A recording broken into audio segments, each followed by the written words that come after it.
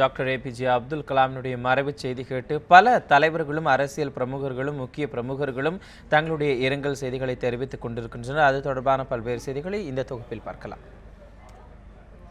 மறைந்த முன்னாள் குடியரசுத் தலைவர் ஏபிஜே அப்துல் கலாமின் உடல் அவரது சொந்த ஊரான ராமேஸ்வரத்திற்கு இன்று கொண்டு வரப்படுகிறது. டெல்லி ராஜாஜி மார்க் இல்லத்தில் பொதுமக்களின் அஞ்சலிக்காக அவரது உடல் வைக்கப்பட்டது. அவரது உடலுக்கு பல்வேறு அரசியல் கட்சியினர், பொதுமக்கள், மாணவ மாணவியர்கள் என அனைத்து தரப்பினரும் நீண்ட வரிசையில் நின்று அஞ்சலி செலுத்தினர். இந்நிலையில் அவரது உடலானது டெல்லியிலிருந்து சிறப்பு ராணுவ விமானம் மூலமாக இன்று தமிழகத்திற்கு கொண்டு வரப்படுகிறது. ராமேஸ்வரத்தில் அவரது உடல் பொதுமக்களின் அஞ்சலிக்காக இன்று வைக்கப்படுகிறது. மதுரையிலிருந்து தனுஷ்கோடிக்கு செல்லும் வழியில் உள்ள தேக்கரும்பு எனும் இடத்தில் அப்துல் கலாமின் இறுதிச் சடங்கு நாளை நடைபெறவுள்ளது. அங்கு அவரது உடல் முழு இராணுவ மரியாதையுடன் நல்லடக்கம் செய்யப்பட உள்ளது. இறுதிச் சடங்கில் பிரதமர் திரு நரேந்திர மோடி மற்றும் 6 மாநில முதல்வர்களும் கலந்து கொள்வார்கள் என்று தெரிவிக்கப்பட்டுள்ளது. இதனிடையே இறுதிச் சடங்குக்கு தேவையான உதவிகளை மத்திய அரசு செய்து வருவதாக அப்துல் கலாமின் சகோதரர் திரு முத்து மீரான் அப்துல் லெப்பை மரைக்காயர் தெரிவித்தார்.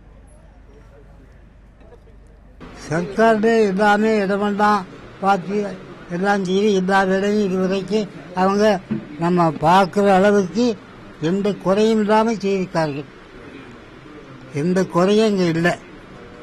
அவங்கள எந்த குறையும் சொல்றதுக்கு எந்த வழியும் இல்லை. நம்ம சொன்னாலும் அவங்க செய்ய ரெடியாக இருக்காங்க. அதெல்லாம் அவங்க செய்யலைன்னா நம்ம செய்து போகிறோம். அப்போ நம்ம செய்ய வேண்டிய இன்னும் பெரிய அளவில் ஒன்றும் இல்லைங்க. அவங்க நல்லா செய்திருக்காங்க. அவ்வளோதான். நல்லா விதவிதமாக கடவுள் மற்றதே கடவுள் நடத்தி வைக்க வேண்டியது அதான் நடத்தி வைக்கணும்.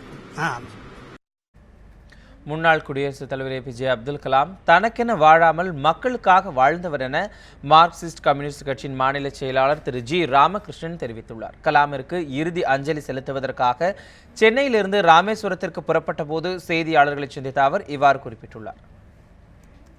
குடியரசுத் தலைவர் அப்துல் கலாம் அவர்களுடைய மறைவுக்கு மார்க்சிஸ்ட் கம்யூனிஸ்ட் கட்சியின் சார்பாக என்னுடைய ஆழ்ந்த இரங்கலை தெரிவித்துக் கொள்கிறேன். தனக்காக வாழாமல் நாட்டுக்காக வாழ்ந்த அவருடைய மறைவு என்பது நாட்டு மக்களுக்கும் பேரிழப்பாகும் என்பதை குறிப்பிட விரும்புகிறேன். அப்துல் கலாம் கனவுகளை நிறைவேற்றுவதே நாம் அவருக்கு செலுத்தும் அஞ்சலி என பாரதிய ஜனதா கட்சியின் தமிழக தலைவர் திருமதி தமிழிசை சவுந்தரராஜன் தெரிவித்துள்ளார். கலாமின் இறுதிச் சடங்குகள் நடைபெறும் ராமேஸ்வரத்திற்கு செல்வதற்காக மதுரை விமான நிலையத்திற்கு வந்த அவர் செய்தியாளர்களை சந்தித்த போது இதனை தெரிவித்துள்ளார். மரியாதைக்குரிய அப்துல் கலாம் அவர்களுக்கு இறுதி மரியாதை செலுத்துவதற்கு பாரதிய ஜனதா கட்சியின் சார்பில் ராமேஸ்வரம் சென்று கொண்டிருக்கிறோம்.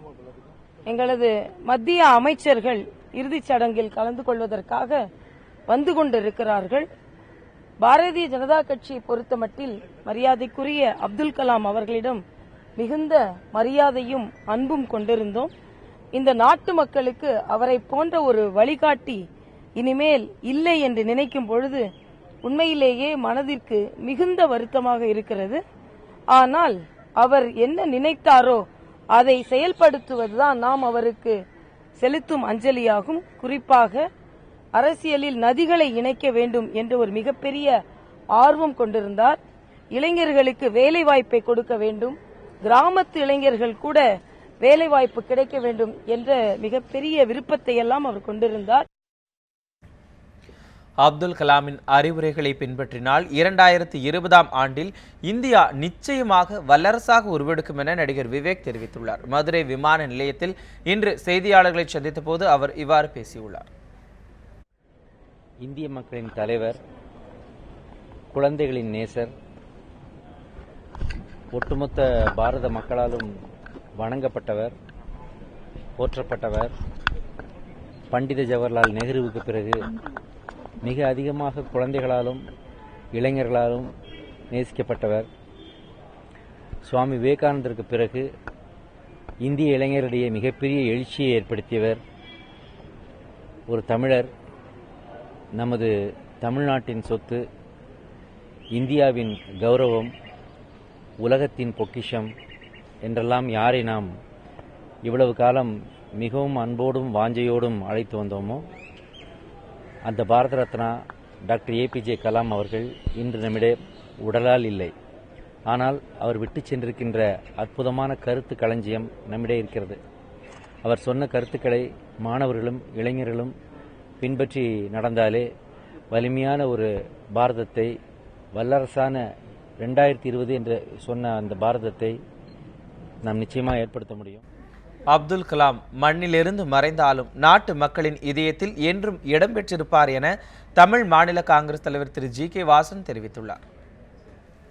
முன்னாள் ஜனாதிபதி டாக்டர் ஏபிஜே அப்துல் கலாம் அவர்கள் மறைந்தாலும் மறையாமல் லட்சக்கணக்கான இளைஞர்கள், மாணவர்களுடைய உள்ளங்களிலே ரோல் மாடல் தலைவராக, முன்மாதிரி தலைவராக, வருங்காலங்களிலே அவருடைய வாழ்க்கையினுடைய முன்னேற்றத்திற்கும் அவர்களுடைய நாட்டுடைய முன்னேற்றத்திற்கும் தங்களுடைய பங்கை அளிப்பதற்கு உறுதுணையாக என்றைக்குமே செயல்படுவார்.